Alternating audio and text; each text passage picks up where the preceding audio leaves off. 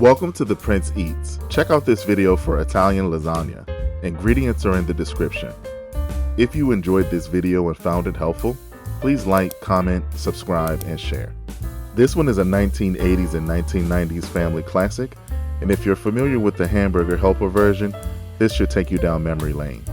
This one comes together quick and easy, and I'll give you some helpful tips for success. As with many pasta dishes, of course we're going to start with onions and garlic. For this recipe I use sweet onion, which works well with tomato-based pasta. Garlic adds great depth of flavor to pasta dishes. The contraption I'm using here allows me to peel garlic without actually having to do so with my fingers. You simply load the garlic into the tube and roll it on the flat surface for approximately 2 to 3 seconds. As you can see here, it works like a charm at peeling the skin of the garlic, and if you want to find this tool or any other tool that I use while cooking in the kitchen, you can check the description below, which will have a direct link to my Amazon storefront. However you do it, mince your garlic and put it to the side for later.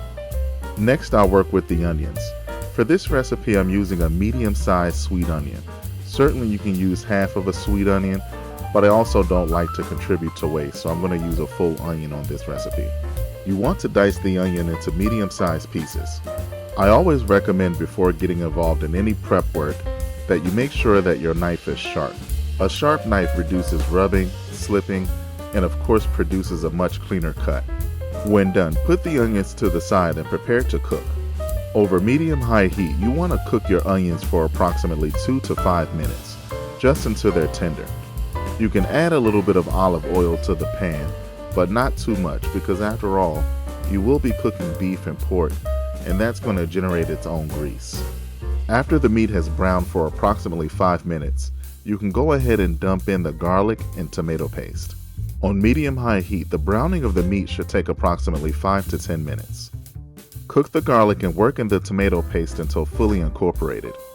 At this point, you can go ahead and dump in the Italian seasoning, also traditional beef seasoning that I'll include in the description. Marjoram is one of my favorites, and it's in this recipe as well.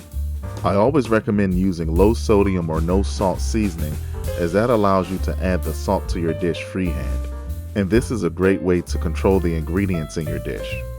Mix it all together until evenly combined. To up the flavor of the meat sauce, we're going to add a combination of cheeses. Here's a cheddar cheese blend, and I'll post a composition in the description. I'm also using Parmesan cheese to add to the meat sauce, and I recommend using freshly shredded Parmesan cheese or freshly grated Parmesan cheese, as it doesn't have all the extra ingredients that would otherwise make it shelf stable in the cheese aisle. Reduce the heat to medium-low and allow that cheese to melt and combine with the meat. Allow it to do so for approximately 2 to 3 minutes. While it's doing that, we'll chop up some of the herbs that we'll include in the meat sauce. Here I have some fresh parsley, and I'm going to roll it up to give it a rough chop. Because the parsley will break down more in your meat sauce, don't worry about fine chopping your parsley. Your parsley should look similar to this in size. Once you're done, you can place it into a clean bowl and off to the side. The next herb that we'll work with is basil. I love using basil, so for this recipe, I used approximately a handful of basil. You obviously can go for as much as you want, but I say a handful or a half a cup is approximate for this recipe. Because I'm adding the basil directly to the meat sauce, it too can undergo a rough chop. And don't worry about your pieces being uniform. Just chop them into large pieces, place them into a bowl and off to the side. After 2 to 5 minutes, you're ready to return to the meat and add your herbs. Dump in the parsley and the basil. And if you're making a cheese compound for topping, put some to the side. Mix all of the ingredients together until evenly combined. At this point, you can introduce salt to the dish. Add a few pinches of salt. Later, you can taste test the meat sauce to determine if additional salt is needed. Pour in your jarred tomato sauce. I always recommend using a tomato sauce with low preservatives or low salt. And to get out the last bit of tomato sauce that's stuck to the walls of the jar, I like to pour in a little bit of chicken stock. Close the lid and shake the jar. This will loosen the sauce in the jar so that you get it all out.